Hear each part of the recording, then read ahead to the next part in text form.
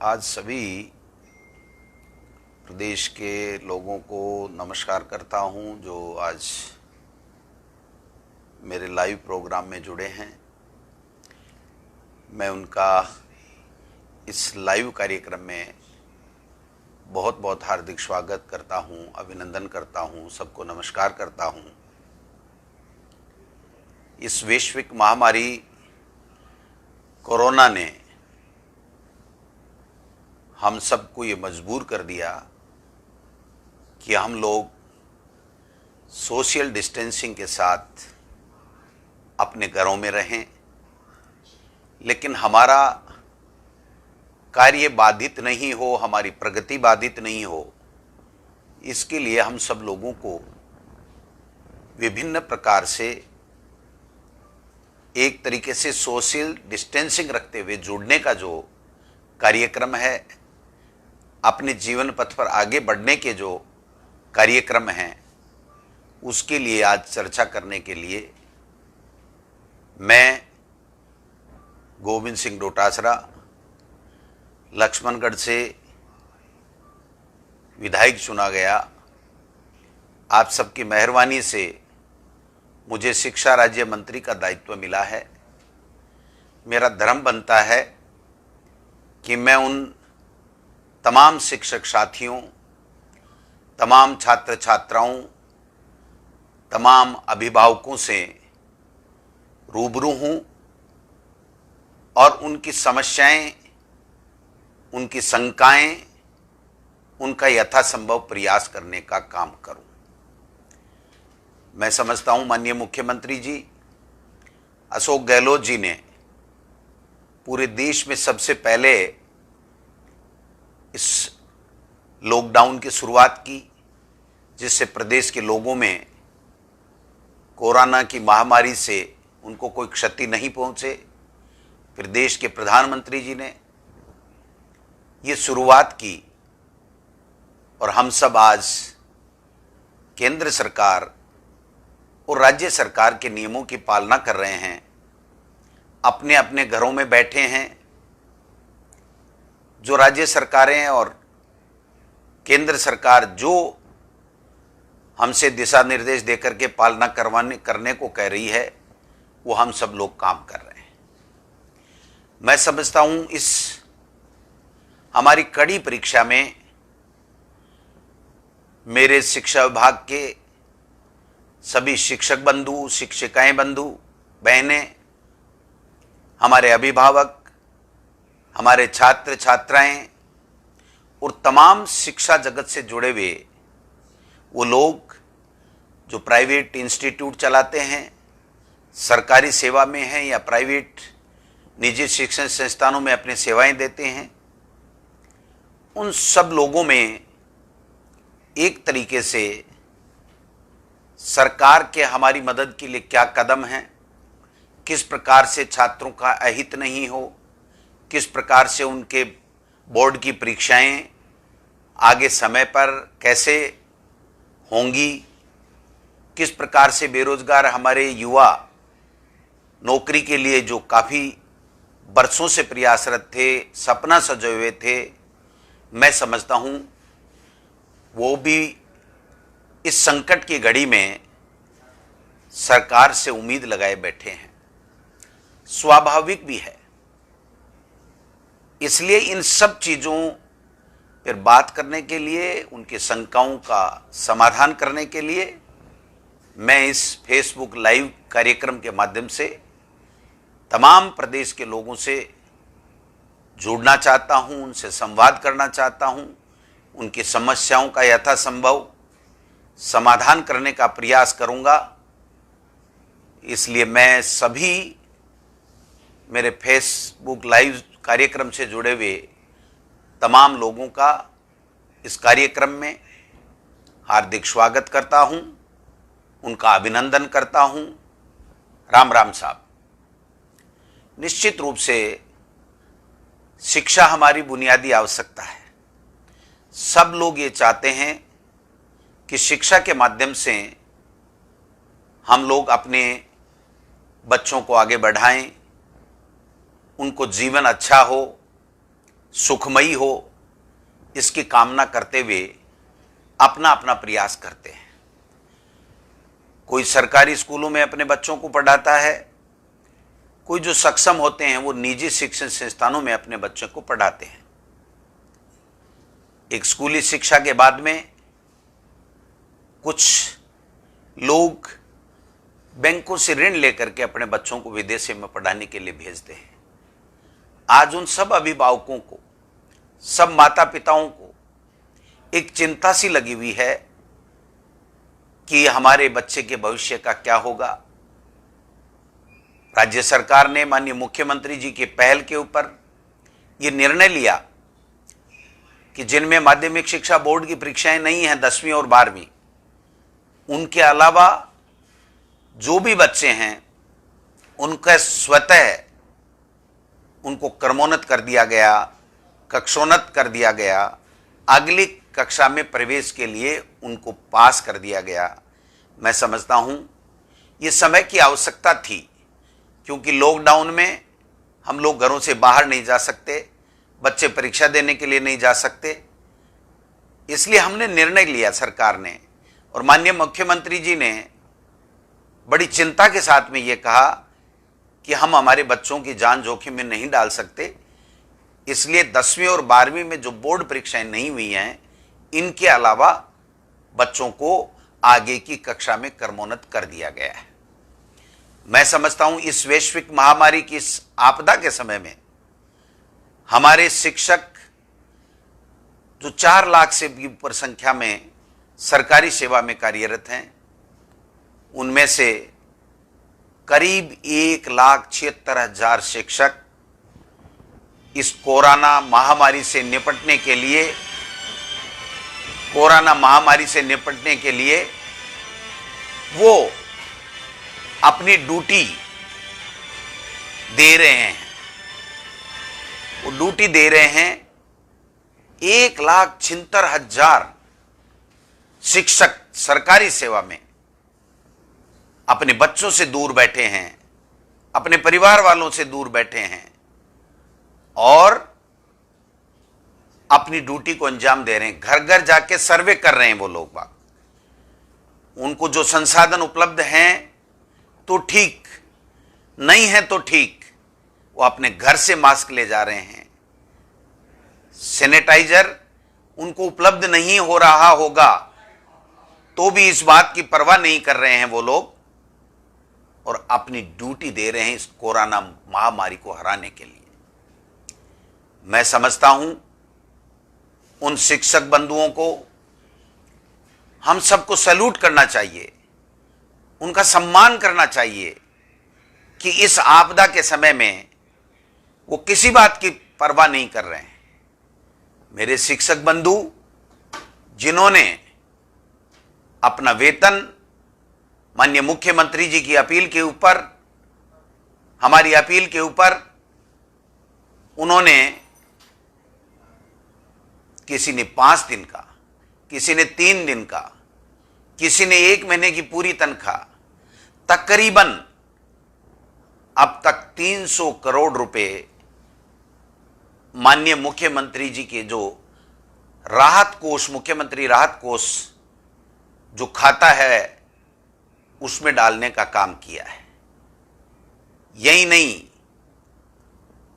जहां भी जागरूकता की आवश्यकता है, हमारे शिक्षा विभाग के कर्मचारी बड़ी सजगता के साथ समझाइश कर रहे हैं लोगों को। 1,64,000 के लगभग शिक्षक ड्यूटी देने के लिए हेडक्वार्टर के ऊपर, मुख्यालय के ऊपर बैठे हैं। वो ये कह रहे हैं हम तैयार हैं ये युद्ध लड़ने के लिए, राष्ट्र के लिए अपने आप को समर्पित करने के लिए, राष्ट्र सेवा के लिए समर्पित करने के लिए। मैं समझता हूं यह आंकड़ा कम नहीं है। 3.25 लाख लोग या तो ड्यूटी पे शिक्षक कर रहे हैं या ड्यूटी के लिए अपने घरों पर अपनी ड्यूटी लगाने का इंतजार कर रहे हैं, अपने पैतृक घरों में, अपने माता पिता के पास, अपने बच्चों के पास नहीं आ रहे हैं। मैं उनका अभिनंदन करता हूं। और ऐसा भी देखने में आ रहा है कि कई शिक्षक संगठन संगठित होकर के जो गरीब लोग हैं, जिनको राशन की सामग्री नहीं मिल रही है, उनको राशन की सामग्री भी बांटने का काम वो हमारे शिक्षक कर रहे हैं। आप समझ सकते हैं कि माता पिता के बाद में अगर किसी का नंबर आता है तो वो शिक्षक होता है, और वो शिक्षक आज पूरी सत्य निष्ठा के साथ पूरी राष्ट्र और देशभक्ति की भावना से ओतप्रोत होकर के अपना योगदान, अपना कंट्रीब्यूशन दे रहा है। माननीय मुख्यमंत्री जी 18 घंटे से ज्यादा हमेशा 24 घंटे में से सबको संभालते रहते हैं। जहां आवश्यकता पड़ती है वहां उनके लिए, सुविधाओं के लिए निर्णय भी कर रहे हैं। आपने देखा होगा, जब पता लगा कि कुछ शिक्षक इसको अवकाश मान करके अपने घरों में चले गए, तो माननीय मुख्यमंत्री जी ने निर्देश दिए और हमने 1 सेकंड में हमारे अधिकारियों को कहा कि अगर कोई भूलवश, गलती से या किन्हीं भी परिस्थितियों में अपने घर चला गया है, हेडक्वार्टर छोड़ गया है, तो उसको आने की आवश्यकता नहीं है, उसको भगने की आवश्यकता नहीं है, उसको डरने की आवश्यकता नहीं है। मैं समझता हूं हमने हमारे बच्चों के लिए, सरकार ने एक पहल की, हमारे विभाग ने, और एक स्माइल प्रोजेक्ट तैयार किया। अभिभावकों को, टीचर्स को जोड़ करके एक व्हाट्सएप ग्रुप बनाया और कंटेंट डाला उसमें कि बच्चों की पढ़ाई बाधित नहीं हो, वो बच्चे अपनी पढ़ सकें।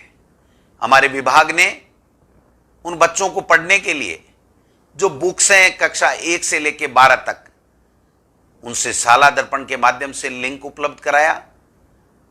वहां से वो बच्चे जो एनसीईआरटी सिलेबस की पुस्तकें अब लागू हुई हैं, उनको एनसीईआरटी की पुस्तकें उपलब्ध होंगी।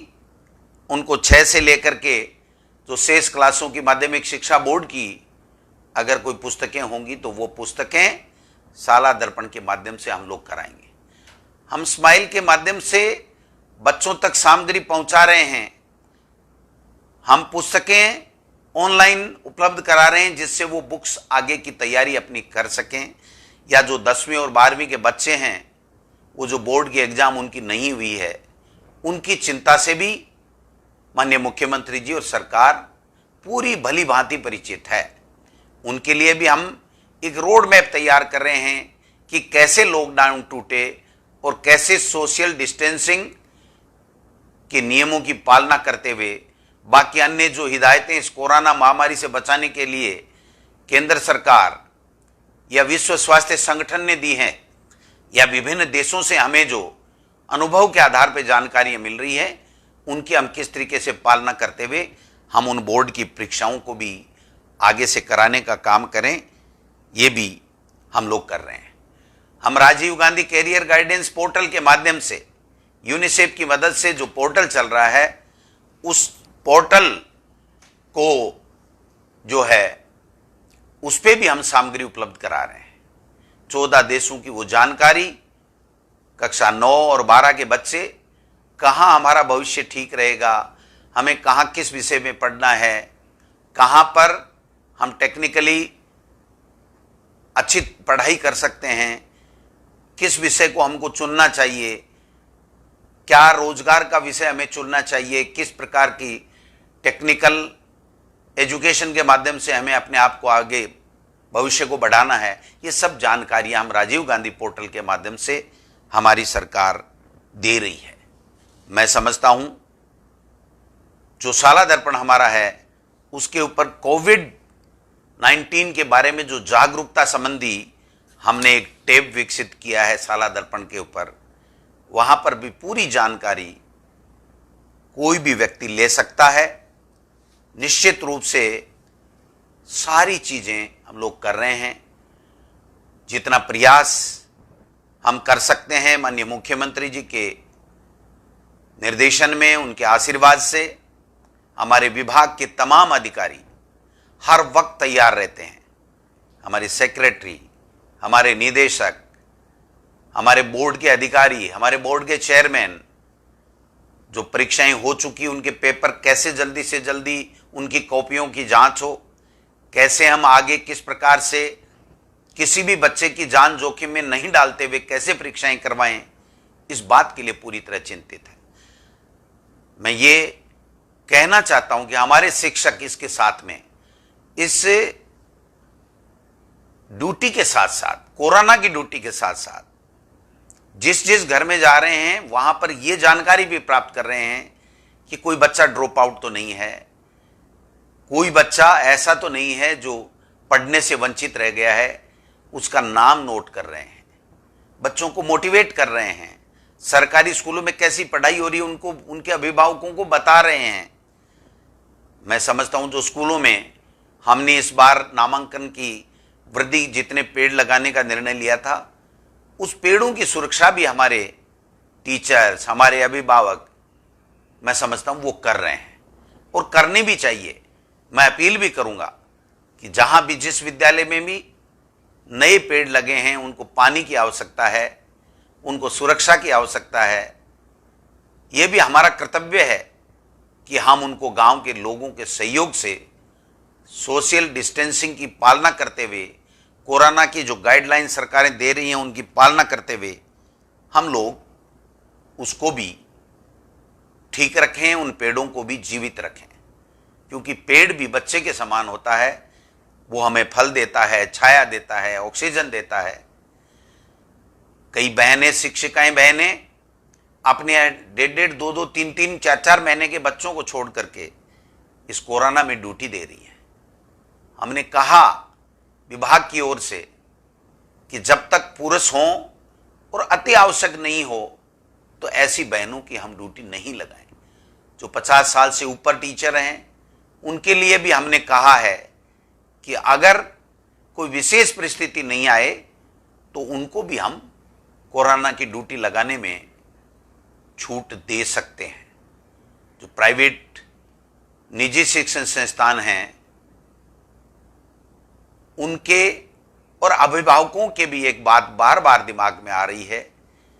कुछ लोग कह रहे हैं हम फीस नहीं दे पाएंगे, कुछ प्राइवेट इंस्टीट्यूट भी ये कह रहे हैं कि अगर हमें फीस नहीं मिलेगी तो हम सर्वाइवल कैसे करेंगे। माननीय मुख्यमंत्री जी ने बड़ी दृढ़ता के साथ स्पष्ट किया है कि किसी भी गरीब के बच्चे को केवल इस 3 महीने में फीस नहीं अदा कर रहा है, इसलिए उसको सुविधाओं से, पढ़ाई से वंचित नहीं किया जाए।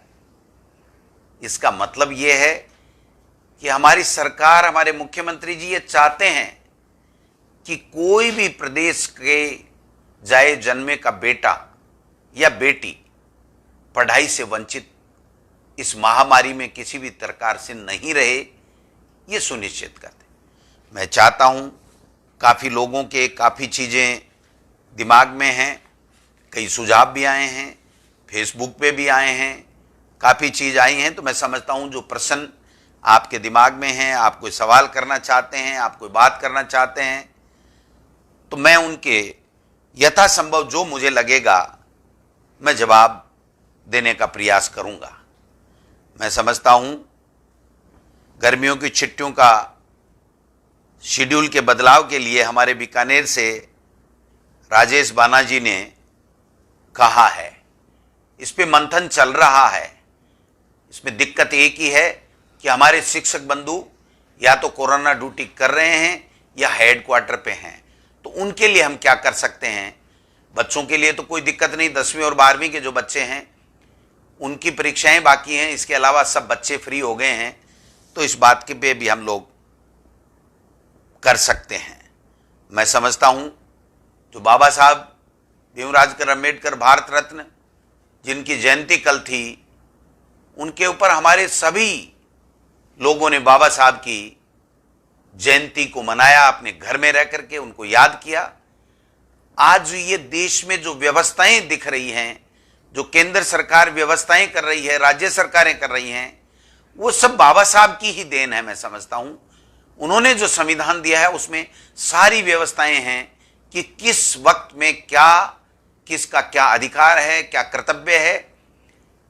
अधिकारों के साथ साथ कर्तव्यों का बोध जो बाबा साहब ने संविधान में कराया था, आज हम सब लोग उस कर्तव्य की को पूरा करने के लिए लालायित हैं। अपनी अलग अलग जगह पर अपन लोग काम कर रहे हैं। मैं समझता हूं शिक्षक किन्हीं भी परिस्थितियों में अपना हौसला नहीं खोते हैं, कम नहीं करते हैं। मैं सभी लोगों को आइसोलेशन सेंटर, एक हमारे डॉक्टर पंकज ओसवाल जी हैं, ये आइसोलेशन विद्यालयों को बनाने के टाइम क्वारंटाइन सेंटर बनाया है, उसमें किस तरह की व्यवस्था रहेंगी मैं समझता हूं। अभी तक जो सेंटर बनाए हैं उसमें पूरी तरीके से हमारे शिक्षकों के साथ साथ अन्य विभाग के, स्वास्थ्य विभाग के कर्मचारियों की भी ड्यूटी लगी है। बाकायदा जब भी इनको किया जाएगा तो सैनिटाइज करके और पूरी तरीके से चुस्त दुरुस्त करके और उसके बाद में उसको किया जाएगा। कुछ लोगों के सेकंड ग्रेड के विद्यालयों में सेकंड ग्रेड के पद रिक्त करने की भी कुछ लोगों ने बात की है। ये जीआर सुथार जी हैं, हमारे सुथार साहब, निश्चित रूप से सेकंड ग्रेड के जो हमारा पूरा सिलेक्शन हो चुका है।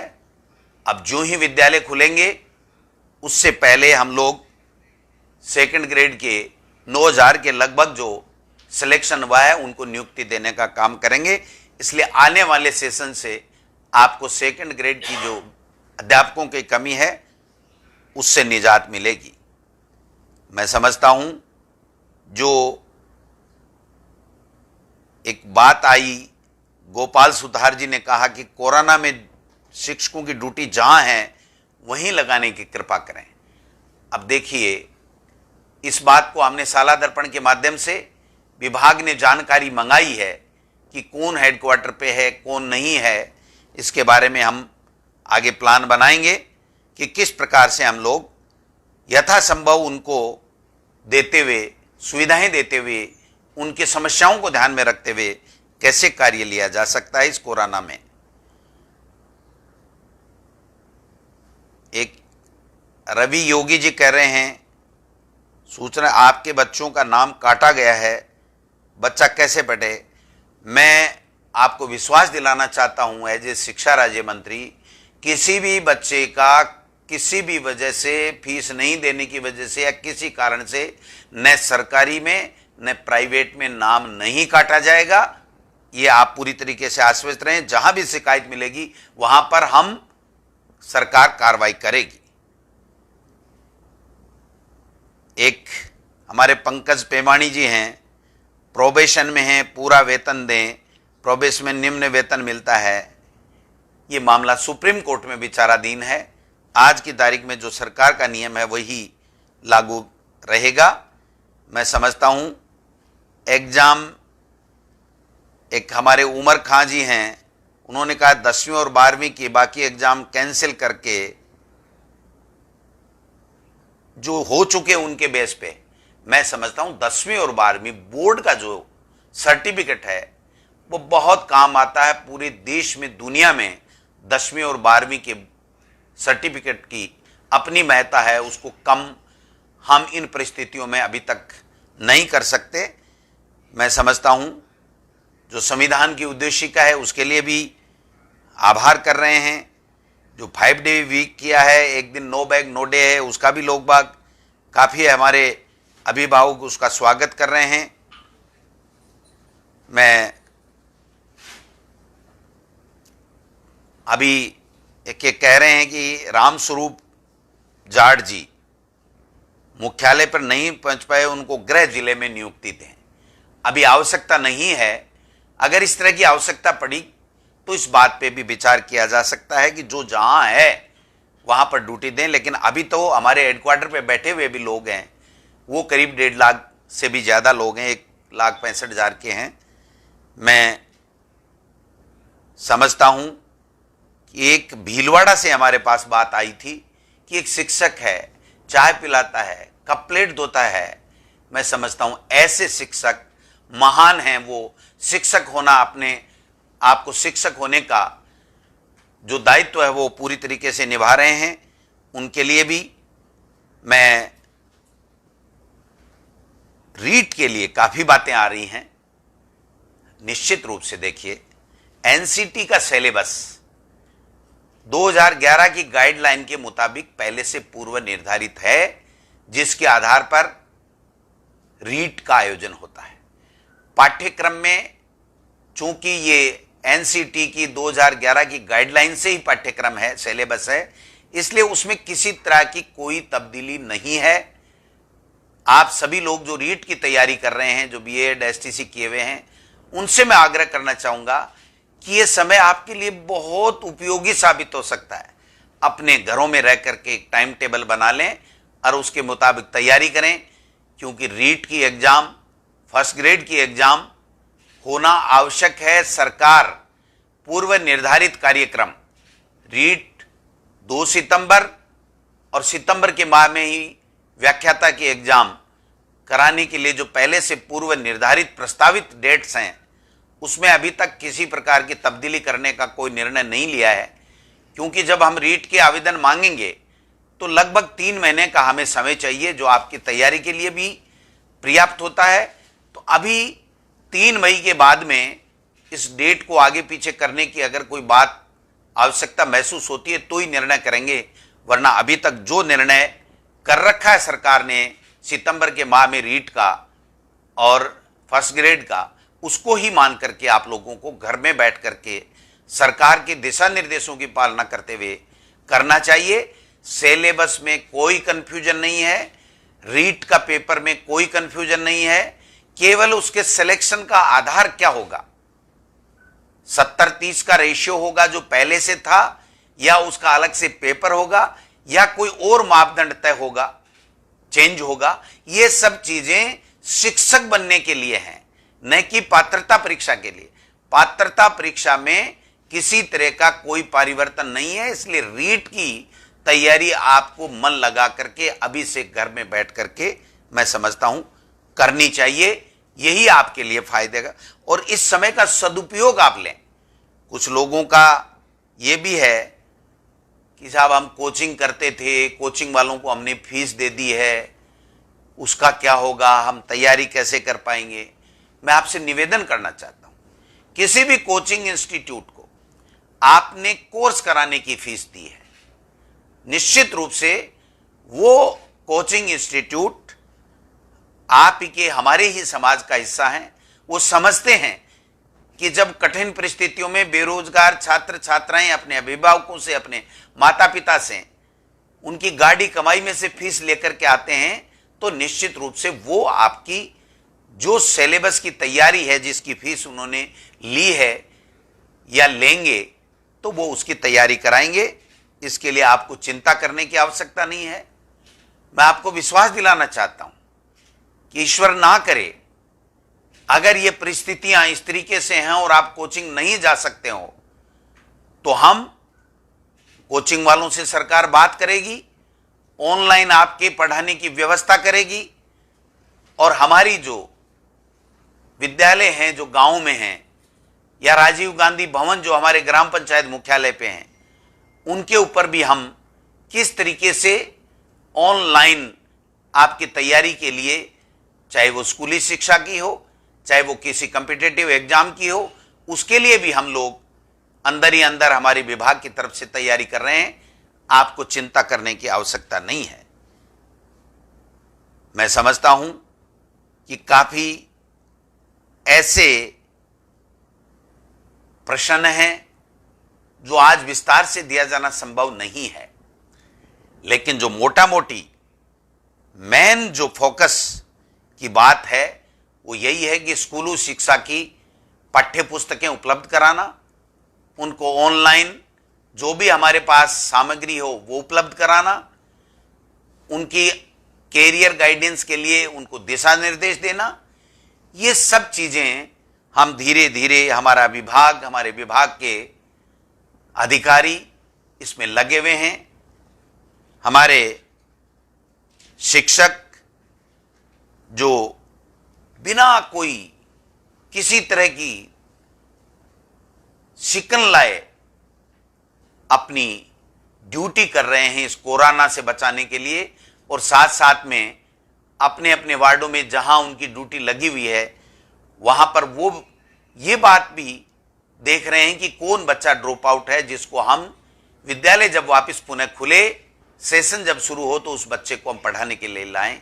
ऐसे लोगों को मैं शिक्षा मंत्री होने के नाते उनको सैल्यूट करता हूं, आपके जज्बे को प्रणाम करता हूं कि वास्तव में शिक्षक होने का धर्म आप लोग निभा रहे हैं।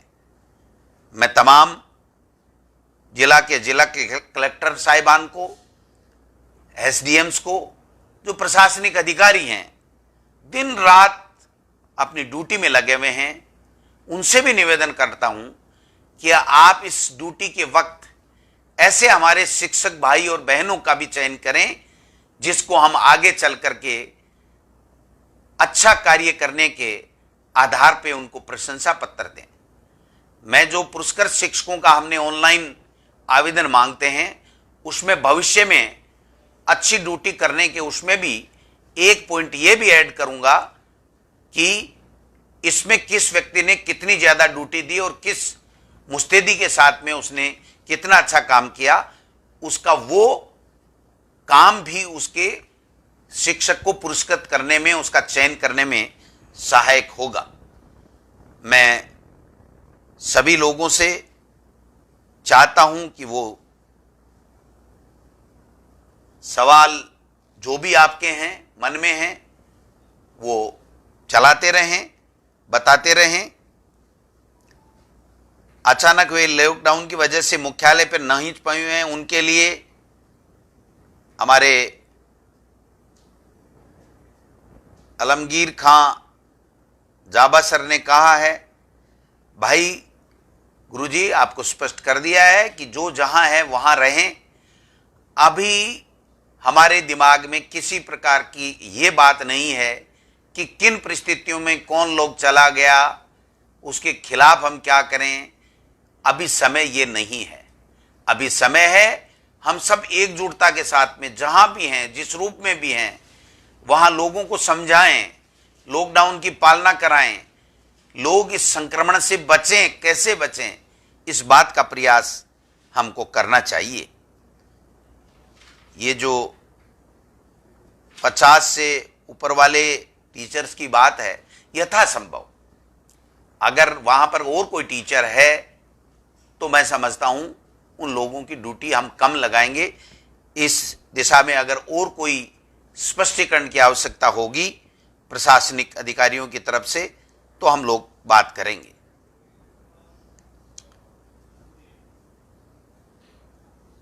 मास्क के लिए एक राजकुमार ब्लाच जी हैं जो टीचर हैं, वो कह रहे हैं मास्क और सैनिटाइजर की व्यवस्था हर ग्राम पंचायत मुख्यालय पर की जाए। निश्चित रूप से हमारे सीएमएचओ, हमारे जो ब्लॉक सीएमएचओ और हमारे जो सीबीओ हैं, उनको इस बात के दिशा निर्देश दिए गए हैं, हमारे विकास अधिकारी को दिशा निर्देश दिए गए हैं कि हर ग्राम पंचायत मुख्यालय के ऊपर वो ग्राम विकास अधिकारी के द्वारा या एनएम या डॉक्टर सीएससी पीएससी के किसी अधिकारी के द्वारा वो मास्क हर हाल में उपलब्ध कराए। कोई भी टीचर बिना मास्क नहीं रहे, इस बात की व्यवस्था की जाए, ये दिशा निर्देश दे दिए गए हैं। एसटीसी के लिए हमारे सुभाष बिश्नोई जी ने कहा है कि एसटीसी के लिए आवेदन मांगे जाएं। मैं आपकी बात से सहमत हूं। इसके लिए भी हम लोग अब जल्दी प्रयास करेंगे कि ऑनलाइन आवेदन आप लोगों से मांगे जाएंगे। दूसरा,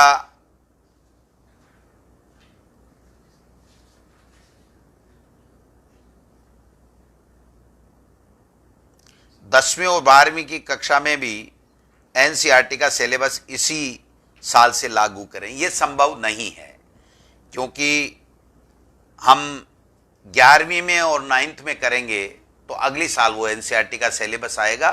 नहीं तो अगर हम मैं समझता हूं अगर 10वीं और 12वीं में करेंगे तो एक साल उसने हमारा पहले का पाठ्यक्रम पढ़ लिया, दूसरी बार दूसरा पढ़ेगा, तो मैं समझता हूं उसमें भ्रांति होगी और पेपर भी उस तरीके से नहीं दे पाएंगे। तो आपने पूछा,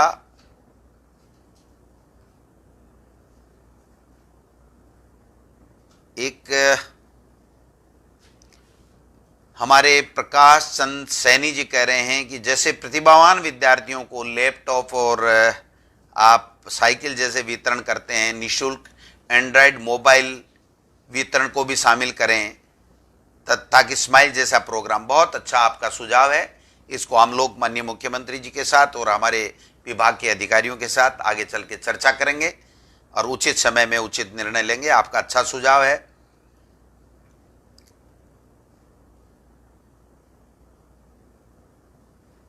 एक बात आई थी जो मुझे भी अखरी कि एक ग्राम विकास अधिकारी ने एक टीचर को 2 बिस्कुट के पैकेट अलमीरा में से लेने के लिए नोटिस दे दिया। ये शर्मनाक है, कतई उचित नहीं है। कोई भी ऐसा व्यक्ति नहीं होगा इस धरती पे जो चोरी के उद्देश्य से बिस्कुट चोरी करेगा। मैं समझता हूं ऐसे लोगों को, वहां के विकास अधिकारी महोदय को, वहां के जिला कलेक्टर महोदय को, उनको डांटना चाहिए कि आपको अधिकार नहीं है कि इस प्रकार की आप बात करें, एक नोटिस दें। मैं समझता हूं ये भी अच्छा नहीं रहेगा। छोटे और मध्यम दर्जे के विद्यालयों की स्थिति पे भी पंडित नरेंद्र अवस्थी जी कह रहे हैं कि आप विचार करें। निश्चित रूप से काफी ऐसे विद्यालय हैं जो बिल्कुल अपनी रोजी रोटी यूं मानो उसी से चलाते हैं, और अगर 2 महीने की विपदा आ गई तो उनके लिए स्कूल चलाना मुश्किल है। ऐसे लोगों के लिए हम यही कहना चाहेंगे, अभिभावकों से आग्रह करना चाहेंगे कि आपके बच्चों को वो गुरुजन आपके माता पिता से भी बढ़कर के शिक्षा दे रहे हैं। आपको भी चाहिए कि अगर आपके पास सुविधा है, आप कर सकते हैं, तो उनको फीस दें और उनको भी आगे बढ़ाने का काम करें और अपने बच्चों को भी शिक्षित कराने का काम करें। मैं समझता हूं। और अभी ये जय सारस्वत जी कह रहे हैं कि भरतपुर कलेक्टर और सभी अधिकारी मेहनत से लगे हुए हैं। भरतपुर कलेक्टर हमारे डायरेक्टर रहे हैं, वो जानते हैं किस प्रकार से शिक्षकों के साथ लेकर के उनकी ऊर्जा का सदुपयोग किया जा सकता है। तो मैं समझता हूं उनका काम अच्छा ही होगा। बाकी हमारे हिमांशु गुप्ता जी भी हैं जालोर में, वो भी बहुत अच्छा काम कर रहे हैं, वो भी डायरेक्टर रहे हैं।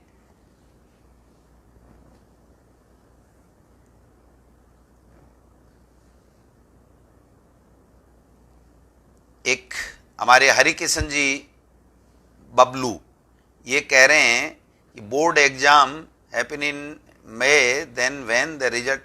आप निश्चिंत रहें, जब तक दूसरी बाकी की परीक्षाएं होंगी तब तक हम यथासंभव परीक्षकों के द्वारा आपकी कॉपियां जचवा देंगे और एक ऐसी व्यवस्था करेंगे कि शेष जो पेपर रह गए हैं वो करें।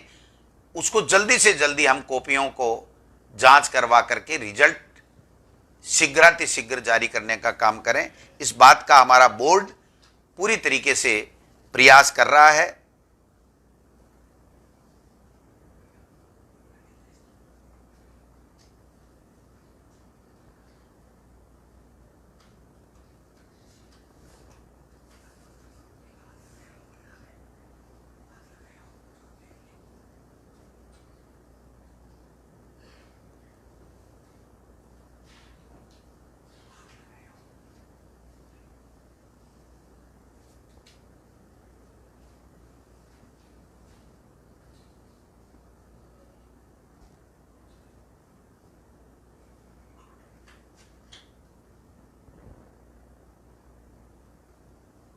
इक्कीस से पहले लीव पे थे, उनके छुट्टी से संबंधित गाइडलाइन के बारे में शोपत बनाजी कह रहे हैं। इसके बारे में हम विभाग के अधिकारियों को बताएंगे। यूट्यूब चैनलों पे राजस्थान बोर्ड पर आधारित उनके बारे में बच्चों को देखने की बात कही है। निश्चित रूप से यूट्यूब, रेडियो, कई चैनलों का आग्रह हमारे पास में आ रहा है कि हम लोग बच्चों को घर बैठे हमारे चैनलों के माध्यम से निःशुल्क शिक्षा उनको देने की बात कर सकते हैं, उनको पढ़ाने की बात कर रहे हैं। मैं समझता हूं इस बारे में भी हम हमारे विभाग के अधिकारियों से और माननीय मुख्यमंत्री से बात करेंगे कि हम उनको किस प्रकार से कंटेंट उपलब्ध करा करके उनको इसमें स्वीकृति दें। इस बात पे पूरी तरीके से गंभीरता के साथ में मनन किया जाएगा।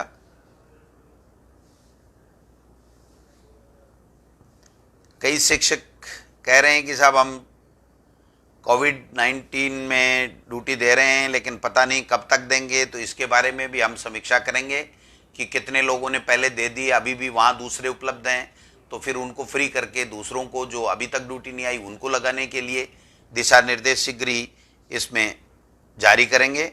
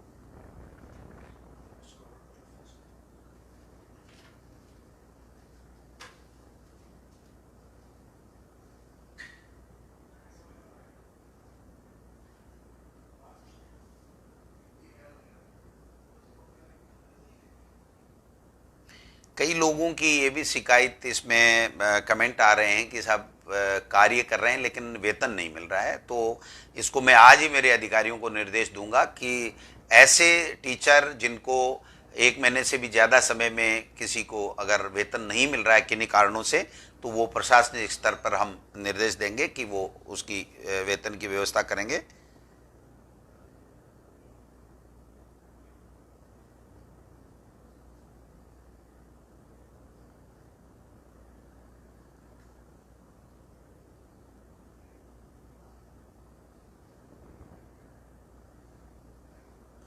कुछ हमारे टीचर्स, ओम सोनी जी कह रहे हैं कि टीचर्स के लिए भी ड्रेस कोड लागू किया जाए। बच्चों के लिए भी कई कमेंट आ रहे हैं कि उनकी जो ड्रेस है वो चेंज होगी या वही रहेगी, तो इसके बारे में भी शीघ्र निर्णय लिया जाएगा कि बच्चों की ड्रेस आगे वाले सेशन में किस प्रकार की रहेगी।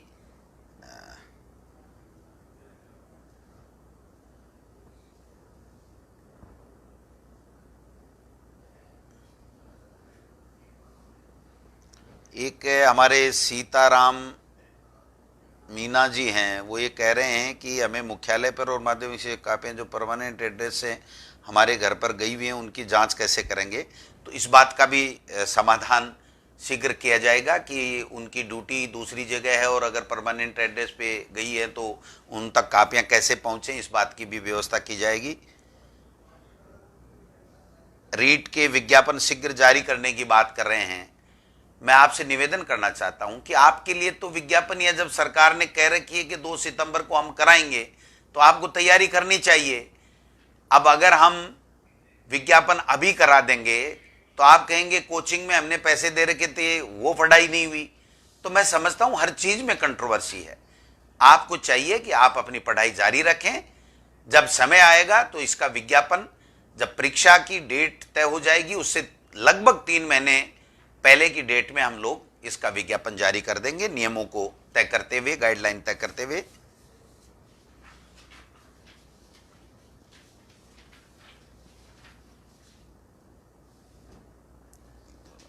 लाइट कम होगी इसकी।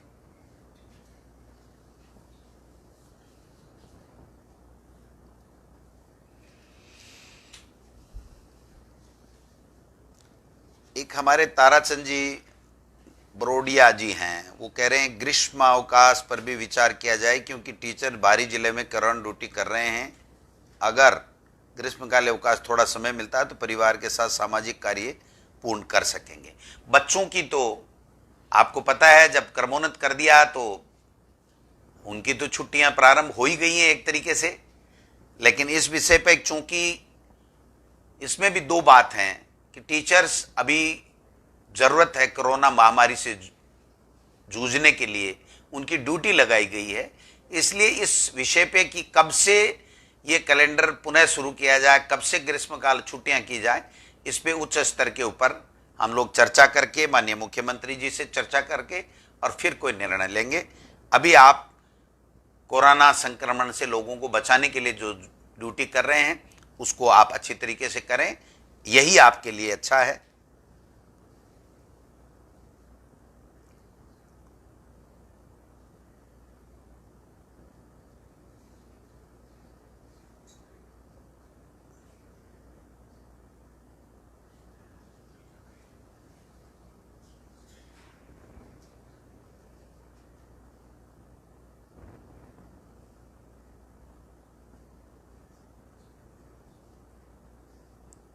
कुछ लोग कह रहे हैं कि कुक कम हेल्पर का मानदेय बढ़ाया जाए। ये सब चीज़ें हमारे संज्ञान में हैं, माननीय मुख्यमंत्री जी के संज्ञान में हैं। आपको अभी सरकार की तरफ से जो ड्यूटी दी गई है वो माननीय गुरुजनों को करनी है, लोगों को समझाना है, जागरूक करना है। कोरोना जैसी इस महामारी से, इस संक्रमण से बचने के लिए लॉकडाउन की पूरी तरीके से पालना करनी है। आपकी कोई भी समस्या हो तो उस समस्या को आप हम तक पहुंचाएं। मेरे मेल पे भेज सकते हैं, डायरेक्टर को भेज सकते हैं, मेरे व्हाट्सएप पे भेज सकते हैं, मुझे फ़ोन कर सकते हैं, मेरे कार्यालय में फ़ोन कर सकते हैं।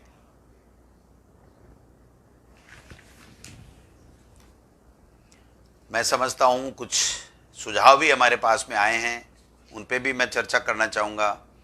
हमारे राष्ट्रपति पुरस्कार शिक्षक वीरेंद्र पंडा जी, ये नामांकन बढ़ाने के लिए जो हमारी सरकार ने पौधे लगाने की बात की थी, पेड़ लगाने की बात की थी, उसके बचाव के लिए अपनी बात कह रहे हैं। तो इसमें मैं यही कहना चाहूँगा कि वहाँ की एसडीएमसी, वहाँ के शिक्षक, वहाँ के पीओ इस बात को सुनिश्चितता करें कि वो जो पेड़ या पौधे जो लगाए हैं वो बरकरार रहें।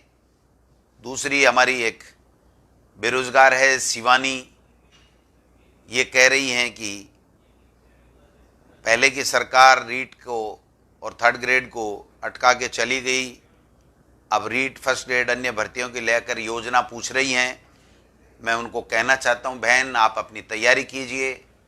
सरकार यथासंभव अगर ये 3 मई से आगे लॉकडाउन नहीं बढ़ता है, जैसी पूरी उम्मीद हमें करनी चाहिए, क्योंकि हम समझदार हैं, सब अपने घरों में लॉकडाउन की पालना कर रहे हैं, सरकार के द्वारा दी गई हिदायतों की पालना कर रहे हैं, तो मैं समझता हूं टाइमली हम इसमें आगे बढ़ेंगे। हाल फिलहाल इतना ही हम कह सकते हैं, आगे की किस प्रकार क्या परिस्थितियां आती हैं उसके ऊपर निर्णय किया जाएगा। हमारे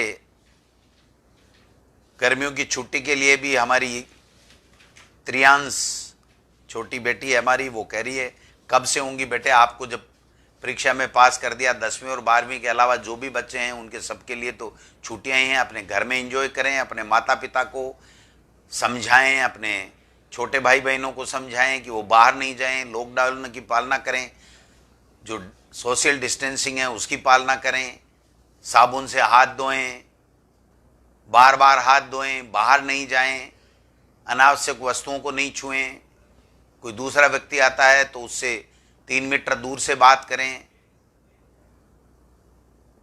दूसरा एक वेद प्रकाश जी हैं हमारे 3rd ग्रेड के, वो ये कह रहे हैं कि नामांकन बढ़ाने के लिए कोई खास रणनीति, मैं समझता हूं आप सब स्कूलों में सब अभिभावकों के मोबाइल नंबर हैं, उनसे बात करें। जब कोरोना का सर्वे करें तो आप इस बात का भी सर्वे करें कि कोई बच्चा अनपढ़ तो नहीं है, कोई ड्रॉप आउट तो नहीं है, सरकारी स्कूलों में कैसी पढ़ाई होती है, अच्छी पढ़ाई होती है, उसके बारे में लोगों को बताएं, जिससे वो बाहरी फीस दे करके जो प्राइवेट में पढ़ाते हैं वो आपके सरकारी स्कूल में पढ़ाएं। इसके लिए हम लोग प्रयास करें, हम सब प्रयास करेंगे तभी संभव होगा। जगतपाल चौधरी जी हैं, ये भी कह रहे हैं कि 5 डे और ऑनलाइन तबादले की जो सोच है वो अच्छी है। मैं समझता हूँ हम लोग शीघ्र ही शिक्षकों के लिए जो ट्रांसफ़र के लिए एक पॉलिसी पे काम कर रहे हैं, वो पॉलिसी भी लेकर के आएंगे, जिससे जो शिक्षकों में थोड़ा बहुत ट्रांसफ़र को लेकर के असंतोष होता है वो भी आगे नहीं रहे, और जो लोग अच्छा अपने डिपार्टमेंट में काम करते हैं उनको प्रायोरिटी मिले, उनको प्राथमिकता मिले।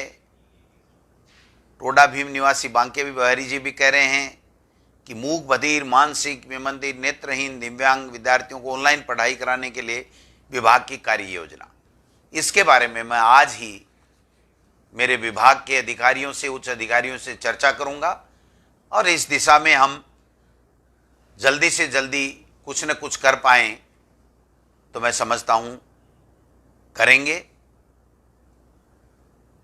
कोरोना की वजह से एक सवाल ये भी है कि शिक्षा सत्र पूरी तरीके से बिगड़ गया है, उसको पटरी पे लाने की इसमें सबका सहयोग चाहिएगा।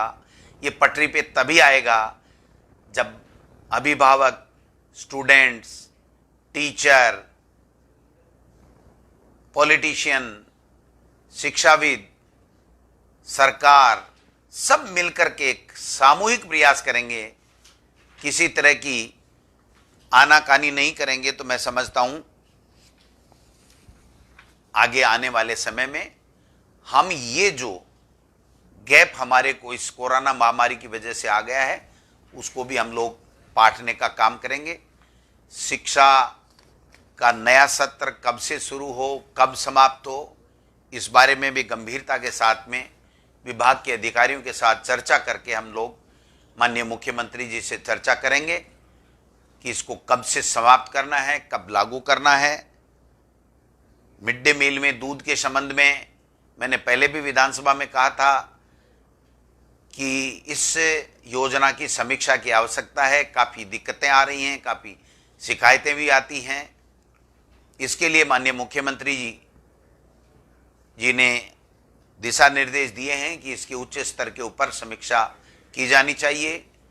जो पेमेंट बकाया है उसके लिए भी हम लोग यथासंभव पूरे प्रयास करेंगे, इस आर्थिक विपदा के बावजूद भी, कि हम लोग उस टीचर्स की जेब में से पैसा नहीं लगे। मैं आप सब लोग जो मेरे लाइव पे आए उनके सवालों का जवाब मैं नहीं पूरी तरीके से सबका नहीं दे पाया, उसके लिए माफ़ी चाहता हूं, लेकिन मैं आपसे एक वादा करता हूं कि आप जो भी सब बोले हैं, जो भी आपने क्वेश्चन पूछे हैं, उनका मैं प्रतिदिन मेरे ट्विटर के माध्यम से, मेरे फेसबुक के माध्यम से, या प्रिंट मीडिया के माध्यम से, या इलेक्ट्रॉनिक मीडिया के माध्यम से मैं प्रतिदिन आपसे मुखातिब होते रहूँगा, आपके सवालों का जवाब देते रहूँगा।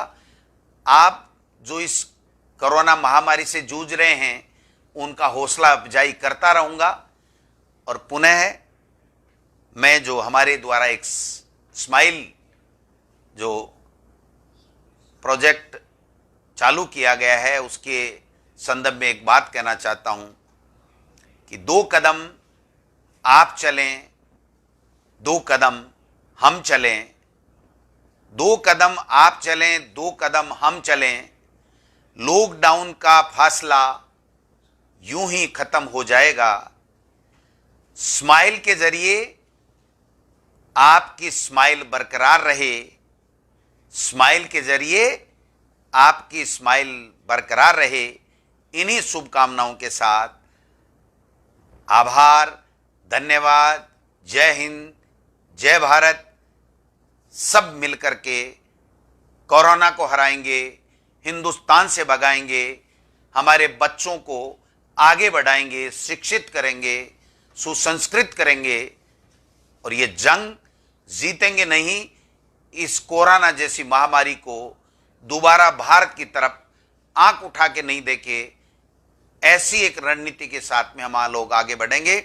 पुनः आप सब लोग लाइव में आए, जुड़े, आपका ये स्नेह, आपका ये आशीर्वाद, आपका ये प्यार हमेशा बना रहे, इसी कामना के साथ आप सबको नमस्कार, शुभकामनाएं, धन्यवाद। जय बाबा साहब, धन्यवाद।